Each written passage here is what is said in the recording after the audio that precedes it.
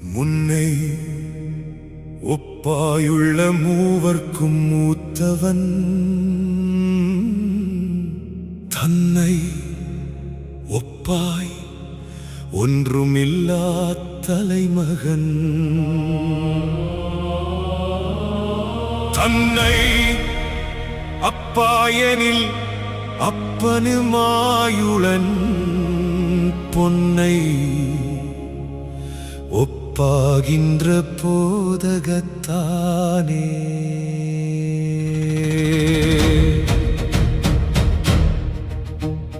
முன்னை ஒப்பாயுள்ள மூவர்க்கும் மூத்தவன் தன்னை ஒப்பாய் ஒப்பாய் ஒன்றும் இல்லா தலைமகன் தன்னை அப்பாயனில் அப்பனுமாயுளன் பொன்னை ஒப்பாகின்ற போதகத்தானே முன்னை ஒப்பாயுள்ள மூவர்க்கும் மூத்தவன் தன்னை ஒப்பாய் ஒப்பாய் ஒன்றும் இல்லா தலைமகன் தன்னை அப்பாயனில் அப்பனுமாயுளன் பொன்னை ஒப்பாகின்ற போதகத்தானே.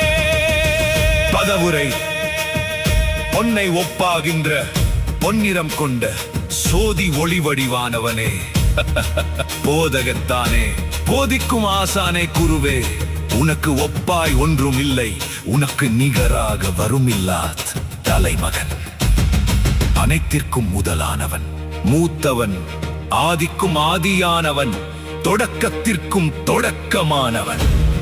எளிய விளக்கம்: இறைவன் பொன்னிறம் கொண்ட பெருஞ்சோதி வடிவானவன், அந்த ஜோதி மயமானவனே.